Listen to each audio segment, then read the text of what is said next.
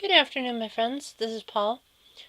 And if you've ever watched the YouTuber Ant Dude's channel, you'll know that he is a huge fan of Kirby. And he's done a Kirby marathon of pretty much every Kirby game that's ever been released. I sort of unintentionally am kind of doing the same thing. Because my next two videos, this one and the one I'm going to film after this, are going to be about the two latest Kirby games released on the 3DS. Today, I'm going to be talking about Kirby Triple Deluxe. Now, if you're wondering what the deal is with that title, it's kind of a little bit of a lazy one. You see, there are three main modes in the game. There's the story mode, Kirby Fighters, and DDD's Drum Dash. Now, I'm going to get the two mini-games out of the way because those are the short ones. Kirby Fighters is basically Super Smash Bros., except you only fight as Kirby, and all of the items are Kirby related, as are all of the stages, which most of the music is taken directly out of the games themselves. And each round, just like you're playing Classic Mode, is basically going up against different Kirbys but with different copy abilities to make up for the lack of variety in character design. There is a deluxe version available on the eShop if you don't think the stages are enough, and you can get even more content if you have save data for Triple Deluxe. DDD's Drum Dash is basically a rhythm game where you control King DDD and you bounce across drum pads and avoid Gordos as you try to collect as many coins while keeping to the beat.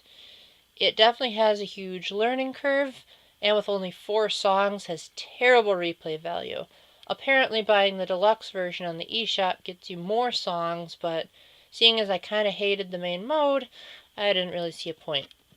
Although I did buy the expansion pack for Kirby Fighters, and I have to say, it was decent.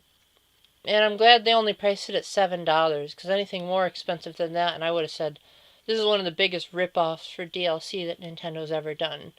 Now with that out of the way, let's dive into the main meat of the game, the story mode. So if you saw my review for Kirby's Return to Dreamland, Kirby Triple Deluxe runs off the same engine, and for the most part looks the same, controls the same, and has most of the same basic mechanics.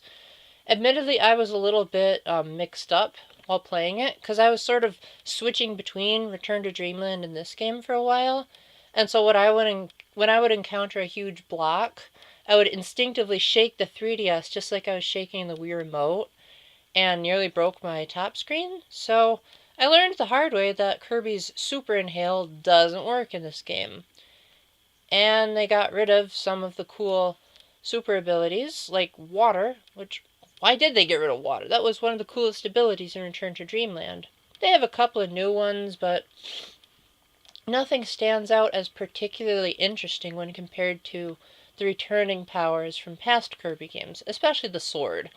Basically, whenever I had a chance, I'd use the sword, because for one, you look like Link, and for two, you get pretty much all of his moves. How did they not consider this plagiarism? Oh wait, it's Nintendo, they can do that. To sort of separate itself from Return to Dreamland, Kirby Triple Deluxe introduces a handful of new mechanics to show that this is definitely a 3DS game. Similar to Donkey Kong Country Returns, Triple Deluxe includes special types of warp stars that let you warp between the foreground and the background. And again, like in Returns, objects from either one of the grounds will attack you from the other side or interact with the other side. There's even a new item you can get that's like a laser that zooms across both of them and can destroy things on the other side for you. And the ways in which this game incorporates it is really, really well done.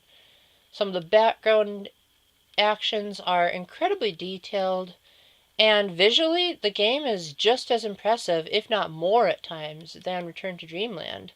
And the game really just embraces the whole 3D factor. And it looks especially good if you have stereoscopic 3D. But unlike Super Mario 3D Land, I wouldn't say you're totally out of luck if you don't have a 2DS, because Returns originally didn't have 3D, and I didn't really see a problem with it, playing it on the Wii. Another thing Triple Deluxe does to separate itself is that it has the Hypernova, which is Kirby can occasionally eat plants from what's called the Dream Stock, and then it basically gives him sort of a next level Super Inhale that you thought was missing, but it turns out that this is like Kirby basically becomes a gigantic Poltergust 3000 where he can inhale just about anything. It's a little bit disturbing, some of the stuff he can inhale without getting super overweight, but the game somehow manages to use it to get through certain parts of the level, and it even changes up the music to become more dramatic, because you might have to move a truck out of the way, or inhale a large amount of blocks out of the way, or even suck up large enemies that Kirby can't defeat on his own. And overall the concept is cool, but I kind of wish they would have kept in the super abilities, because those felt more unique. This is just Kirby using his mouth. I mean, what's so special about that when you can get a giant sword or a flaming dragon to burst through the environment? There are also keychains to collect to sort of give a collectionist vibe and maybe to be a Super Smash Bros. Ripoff. And they behave exactly as you would expect them to. I mean, they're keychains. How much more do I need to describe them other than each keychain is Kirby related? And they're actually kind of cool. If you like collecting trophies in the Smash Brothers games, this is pretty much the same thing. Except it's kind of cool that they're like all attached to thumbtacks on a blackboard or billboard, whatever it is. And when you move through the menu, the keychains sway realistically, and you even get this sparkly background when you get a rare keychain. The problem is that, with the exception of the golden keychains, they're completely random. And while that's not really much of a problem in the beginning of the game, it is slightly problematic when you go out of your way to get a keychain in a level, not knowing what you're going to get, mind you, because it has a big fat question mark. But after you beat the level, it'll say, like, you have 3 of these already.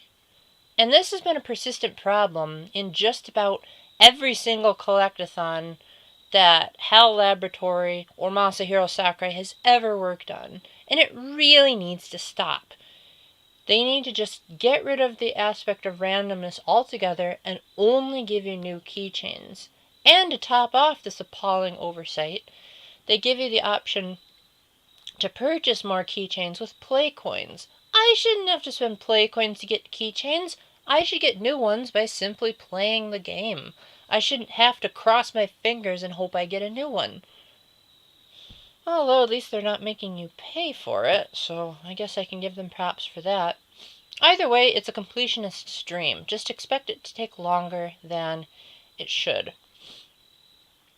Kirby Triple Deluxe starts out with kind of a bad taste in your mouth if you're not much of a Kirby fan like yours truly, especially if you're trying to get all the Sunstones, which unlock new stages, and you need a certain amount of them to unlock the boss for each world.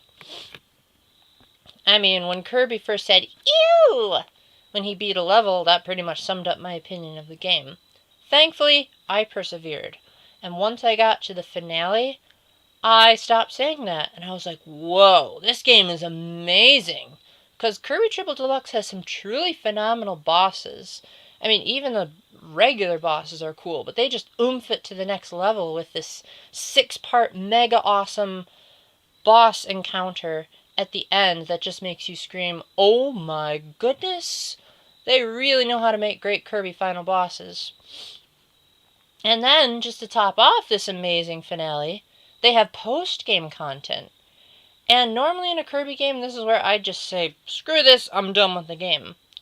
But they had such amazing stuff to do after you beat the main game that I would say that the post-game content was even better than the game itself. I had a blast.